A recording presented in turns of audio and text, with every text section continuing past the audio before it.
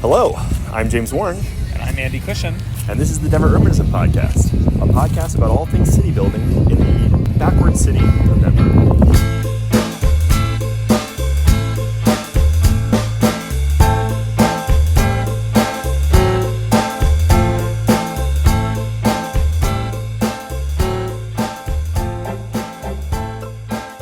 Hello, dear listener. Surprise! I know we just released an episode, but something happened this past weekend that was so important, we had to go out on the street and record an episode. Pedestrianization and re-allowing cars back onto the corridor. This is, to be frank, devastating. We have so few pedestrianized spaces in our city, and to see another leave is, in the truest sense, disheartening. When we arrived on Larimer, the street looked quite different from how it has for years. Gone were the planters and barrels in the street, making it feel lively, and gone was the outdoor patio in front of Ratio Beer Works. The only indication that this block was different were two sets of barriers on either end of the block, keeping cars off. As we stood recording our opening, those barriers were removed in front of our eyes, and we witnessed the first cars drive onto what once was a pedestrian haven. We met with residents of the neighborhood who were reacting for the first time to seeing this change, and we talked with a few advocates who showed up to protest. I'm going to leave you with a few of those recordings in this episode. I truly apologize about the audio quality. Some clips were bad enough that I had to cut them entirely, so if I interviewed you and you don't hear your clip, that's why. But I hope the pain and disappointment of this change to Larimer comes through in the remaining clips. We've lost something special in our city, but don't take my word for it.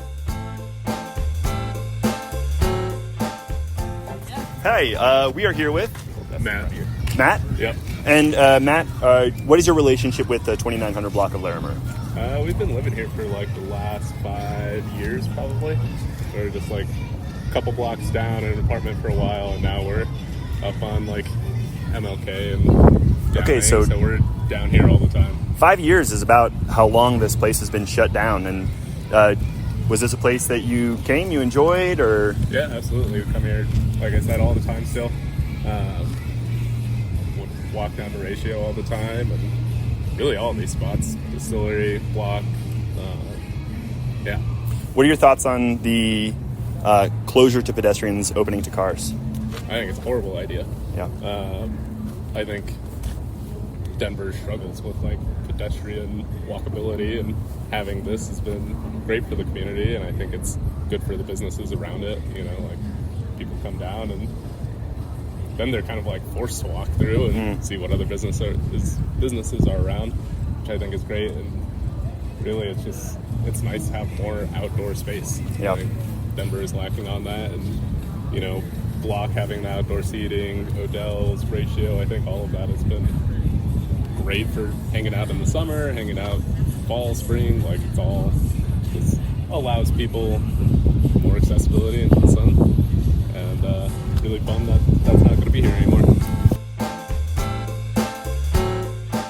I was sitting next to the street, taking it all in, trying to just really feel the disappointment of what was going on, when I saw a couple walking their dog, and they kind of looked shocked. Like, what on earth was happening here, and why was it happening? So I talked to them next. Okay, I am here with Sarah and Steve. Okay, Sarah and Steve. I was just sitting here watching the first cars are now passing through the 2900 block of Larimer for the first time in 5 years. And I heard you all kind of remarking. What was your feelings when you saw all of this? I'm really disappointed because I loved going to food trucks here, and I'm going to miss having the patio at Ratio. This was just a great way of keeping traffic off of Larimer. I'm also disappointed. It's very weird to see cars driving through here, and it was a place that I used to come with friends all the time because we could walk out in the street and across the street from different venues back and forth, and that's no longer a thing. It's kind of sad. Next, let's hear from Alejandra. She's a fierce mobility advocate in the area, and she had some thoughts on what this means and what this tells people who might want to visit the area. So what did it feel for you riding in or taking the bus in or walking in, however you got here today? What did it feel like seeing this block change? Yeah, So I was just here last week, actually. My dentist is at 35th and Larimer, and I was walking back to take the bus. I took the 38 bus, and it doesn't come very often, so I usually just walk back after my appointment and to Park Avenue. And I walk this way from Park Avenue to here, and it's definitely changed. Even other blocks that weren't open to people before, now they feel like drivers are driving faster. It's a cut through once again. Before it felt a lot more calm, and also even other blocks that were closed to people but open to cars, the drivers were driving a lot more calmer. And now, that has changed. So I think the entire community, the entire surrounding area is changing because of opening this back up to cars and closing it to people. Do you think the fact that it's now reopened to vehicles is going to make you more or less likely to come to this specific block, either for food or drink or, services? Like will you come here more or less often because of this change? Definitely less. I'm looking for places that center people. Where I can walk around, that I can bring my daughter and her friends. They're 14 years old, and just kind of let them be without me worrying about them getting run over by drivers. Truly, it's like my biggest worry as a parent, traffic violence. And so less likely, it's also going to be less enjoyable, even if I come here. I know I've been to Federales many times, I've been to RiNo, so less likely, and if I do come, less enjoyable. Yeah. Do you, what does this kind of tell you about the direction the city's going in? I feel it's going backwards. We're supposed to be working towards a vibrant Denver. That's the word that I hear a lot. And we know that vibrancy comes from centering people in cities, human-centered communities. And so, I'm sad. And I'm also sad that a lot of, community in general supported this change, and now this change meaning to open it to people closer to through traffic, and now because a few other people who have more power or whose voices are heard more are saying that they don't want to keep it the way it was. That was a share street or whatever they want to call it. We're going backwards. Yeah. Well, thank you for your live reaction. Thoughts? Yeah, thank you. At this point, a bunch of advocates had shown up, and it was time to rally. We were going to do a ride down to Larimer Square, but first, Andy shared some thoughts with the audience. I want to say to everybody who's been here today, thank you guys so much for being here. Less than 24 hours after most of us learned that this street was going to go from a people-first street to a regular, boring street for cars. Less than 24 hours later, here we all are. And so give yourself a round of applause for being here today. I'm sure some of you had Sunday plans, and I was so appreciative that you guys came out here today. So my name's Andy Cushion. I'm one of two folks who run the Denver Urbanism podcast. I also have the Twitter Build Up Denver. I got involved with Denver Bicycle Lobby years ago, and if you're not on Denver Bicycle Lobby, everybody in the way that you're expressing and being here today seems like you might be a natural fit. I just want to kind of ask some questions, and I want to name and shame before we kind of then move on. We're going to end up doing kind of a group ride, a roller skate, or whatever it feels like for you, however you want to move. We want to experience Larimer Street together as a group. I want to just sort of ask some questions, right? So why did this happen? Why did this happen today, right? 5 years ago, we started this saga, right? We had COVID. We had the fact that if we did not take action in this city, businesses were going to fail. Businesses that along this street that wanted to follow COVID rules, if they didn't have extra space to serve their customers, those businesses were going to fail. We all then learned suddenly that that's actually really cool. We really enjoyed it. Think about 7th Avenue between Sherman and Grant. Think about Pennsylvania Street in the Spear neighborhood. Think about your local business that you love that suddenly expanded out onto the sidewalk and then past the sidewalk into the street. That made COVID, for me and for a lot of other people that lived in this town, bearable, right? And it also showed us a way that we could be. That came from action. It didn't come from years of planning and careful consideration.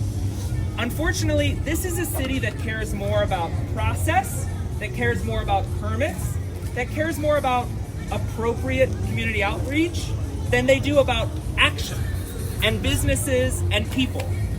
So why did this happen today? You're going to read in the media that this happened because the permit holder didn't renew their temporary permit to close the street. I'm just going to go ahead and tell you that's just BS, all right? The city owns this street. The adjacent business owners right here, who technically were the temporary permit holders, they don't own the street. 5 years into the process of having this a street that you couldn't drive on, you couldn't park on, that people enjoyed, that kept these businesses afloat, 5 years on, we have to go back because a permit expired? No, we're talking about a lack of vision, a lack of commitment. Vibrant is the word of the moment, right? We talk about vibrant Denver, vibrant neighborhoods. What about the sound of a motorcycle going down the street right now makes this a street that you feel is vibrant and people-oriented, right? Think about your memories that you have of being on this street, hanging out with a friend of yours, walking through, people watching, finding a business you would have never noticed before until they suddenly were out with a colorful tent in front of you. That was real. And you're going to hear now, oh, well, there's a process. You know, they were supposed to go through all of these rounds of temporary permits. That was fake. COVID and what we learned during that time about the action that was always possible to take in order to make this a nicer city, more oriented around you, more oriented around me, the public, that was always possible. Is the only surviving place post-COVID going to be Larimer Square? Is that it? That's the only one? How can it be the case that we have a process if that process just kills every single example of this kind of space that we have? 6 months from now, somebody's going to move into one of these new apartments down the street from here. They're going to move down from, Thornton or Colorado Springs or move from out of state. And their new friend down the hall is going to tell them, oh yeah, no, we'll take you out. There's this really cool brewery. They used to have like the whole street closed down. It was pretty cool. And that person 6 months from now won't even really believe it. But we know what we saw. This was real. So don't let them gaslight you about this. This was always possible. And I don't think that we were smarter, more strategic. I don't think that everything was going better during the pandemic, for God's sakes. How can it be that now that it's not the pandemic, suddenly all these places go? It's a real disappointment. Again, from here, what we're planning on doing is taking kind of a group ride together. We want to ride down to Larimer Square, which is probably now the only space that transformed during COVID that is going to stay people first. You've got to support that space too. If you're angry, write your local council person, right? Tell the businesses on this street how much that you enjoyed and how much it mattered to you that you actually had a space where you could just be. That's what you can do right now too. Thank you guys for coming out here today. I think we have a couple other people that wanted to get up and just say a couple things about what we saw and what this sort of lesson is from this street. But I really, really appreciate you all coming out here. Thanks very much. Spencer? Next up to speak was Spencer. He's an advocate with the Denver Bicycle Lobby, and he had a few thoughts to share before people went on their ride. Yeah, don't forget, this was the last remaining bit on this block here, but there were 3 closures height of the pandemic, and there were concerts being played out into the street. The outside dining's going to go away, but also the traffic calming on this block. This was a great route through the neighborhood. You could ride on this, you could walk on this. It was so much quieter, so much safer than the corresponding streets here. We're going to lose all of that once we leave here today and traffic starts ripping through here like it used to. And we would love everyone to write their councilman, the district rep Watson for this district, your local rep, the mayor, and let them know that we expect more from them on this. We don't need a pilot study. This has been here for 5 years. The neighborhood has thrived. It hasn't imploded because the road was closed. We're going to have a link on the Denver Bicycle Lobby website. That's dbl.bike. You can come up to any of us and ask for that again. Before we head down to Larimer, we're going to do some laps on our bikes, on our skates, on our feet, just hang out here on the block, make some new friends, talk to folks you haven't seen out before. If this is your first time, we hope to see you again and more things like this. We hopped on our bikes and biked down to Larimer Square. On the way, I got to talk to Nicole, who helps organize the Fems and Thems ride. Here's what she had to say. Okay, I am here on my bike with Nicole. And Nicole, what is your relationship with the group here today? I'm one of the leads of Fems and Thems. And for listeners who might not know, what is Fems and Thems? Fems and Thems is a community of riders who are female, non-binary, trans, and really just enjoy getting out and riding at a casual speed with like-minded folks. And so, what does the closure of Larimer mean for you and your group? I think the closure of Larimer Street is just unfortunate because bikers, pedestrians, all people really have enjoyed having the street open, and it's just another example of whether it be legislature at the country level or the state level. I just feel like we're not being listened to, so it's just an opportunity for us to come out and show that it matters to us, and we would like it to stay closed for the safety of not only bikers but walkers and just people in this community. Awesome, love that. Thanks so much. There were a bunch of media covering this event, and I managed to snag Paul Caroli, who's one of the hosts for the CityCast Denver podcast. He was able to share some of his thoughts on what this street meant and what he's seeing around the city. I am here with... Hi, I'm Paul Caroli. I'm the executive producer of CityCast Denver. So, Paul, I think that you have a pretty unique perspective because, you're not just an advocate here, but you also are a man who is aware of a ton of things happening around town. What is your response to this closure to pedestrians? It's funny. I was supposed to do a bike ride today with some people from the bicycle lobby because they reached out because I had said on our podcast that I have been noticing a lot of energy around advocacy, like in the streets, bigger protests and demonstrations like this than I've ever seen before in Denver. And here we are at another one, right in the middle of it. I'm looking at at least 100, maybe 200 people out here standing together, riding bikes together, who are upset about this rollback of the car-free block. And it's invigorating. I'm interested to hear from other people as well, like the business owners, the ice cream shop, conspicuously closed today. I was hoping to talk to her. On a Sunday, right? You would think. You would think that the street being open again would mean big business for her. That's what she's been saying. But I was really hoping to talk to her, still hoping to, and a couple other business people. But it's exciting. I guess, what do you think that this means for the development of Denver as a city? What does it precedent to you? Oh my God, I've been thinking about it all weekend. As I was, half an hour before I got the email from the RiNo Arts District saying this was happening, I had just wrapped an episode that's going to run tomorrow on our feed. It'll be available for when people hear this on your excellent podcast. That this tech guy, there was this tech guy who I love talking to about local business downtown and how to bring life back to downtown. And the tech people who are doing remote work, how do you get them back? How do you bring downtown back? Bring them back.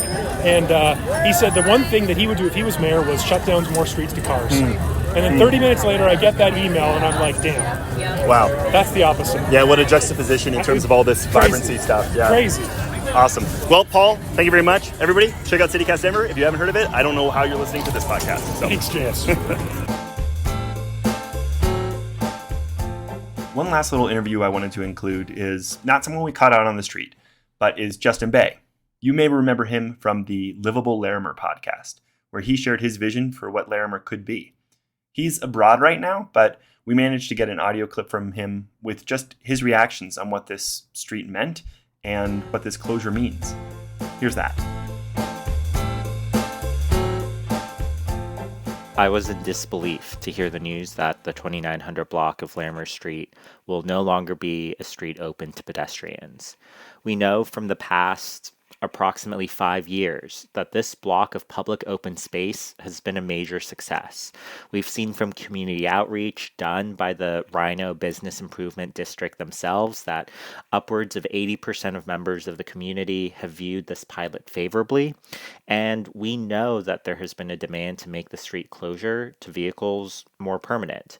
So I am truly just disappointed. I'm heartbroken. I'm devastated. It feels like a punch in the face that we have had this major success in the city just thrown away. It feels like a travesty to the community outreach process, truly, because we've seen that there's overwhelming support. And to just ignore that support and prioritize the interests of perhaps a few business owners over the wants and desires of the larger community just feels wrong. And it is truly a great loss for the city of Denver and really for open streets in a bigger sense. I remember back in 2023, the major planning conference, NACTO, was held in Denver, and I talked to other people from other cities, and they really looked at the 2900 block as a source of inspiration, as a source of what could be possible in their own cities. And so it's sad that that symbol of what could be possible elsewhere is gone. And when I have friends visit me in Denver, I take them to the 2900 block because I think it's just such a beautiful community amenity. I think, I love showing people around and showing them what cities can be and how they can be centered around people. So it really is sad to see this go. And on a more personal level, as listeners might know, I've had this campaign called Livable Larimer to try to pedestrianize larger portions of Larimer Street. And without the 2900 block, I am just honestly not sure. I'm kind of feeling a little hopeless if this greater plan can come to fruition. I wish I didn't have that same hopeless attitude, but sometimes the nature of advocacy is one of hopelessness and despair and grief, and allowing space for those things. Well, with that, I'm going to leave you with just a small conversation that Andy and I had on the street before we disbanded. So here's that. And with that, the advocates are disbanding. The street is opening back up to cars, and Larimer Street is no longer the pedestrian haven it once was. I think for me, the big feeling that I have kind of walked away with after the last couple hours of engaging with like totally random people, like really nice folks and random folks and business owners and whatever, is just like no one's like, yay! No one is overjoyed to have parking. Right. Like I haven't heard a single voice say that yet today. I don't think, knowing the crowd here, that a single voice would say that, into this microphone today. But we weren't just interviewing advocates. No. In fact, most of the people we talked to today, random people just passing by, experiencing the street. And I also think, too, it's like, sure, people are still, there's kind of disbanding right now. But, like, the nature of milling around, the nature of kind of just being present in the moment, like, that's what people are doing, right? There's somebody drinking a Coke, people talking, texting, park the bike in the middle of the street. And, like, that sense of, like, our right to this space just needs to be the thing that we, like, don't forget from all of this. Yeah. We, the people, own these streets.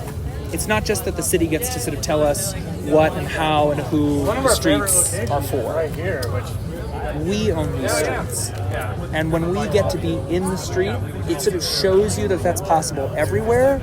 And when we lose it in a block like this, it just makes it a lot harder to teach new people, sort of strangers, passers-by, tourists, that this is the type of city where they own the streets too. I think sort of what you're talking about here is that, like, our vision is indicated by our actions. Yeah. If we pedestrianize a place, that shows that our vision for a city is one of safety, one of prioritizing people on their feet instead of in cars. And when we do the opposite, we're showing that our vision goes the opposite way. So I think, I've heard some people say, well, the city doesn't have like a whole lot of vision today. But really, this is their vision. This is the vision of a city that is not so much for people. It's terribly disappointing. Hopefully we haven't disappointed you, dear listener, too much. I hope that you can keep the hope, keep the faith, and keep fighting alongside us for a city with more pedestrianized streets, more interesting spaces to recreate. It's one step back. The Denver Urbanism Podcast is a production of longtime blog Denver Infill and sister blog Denver Urbanism. We look forward to hearing what you think about the episode online, and you can go to denverurbanism.com for more information.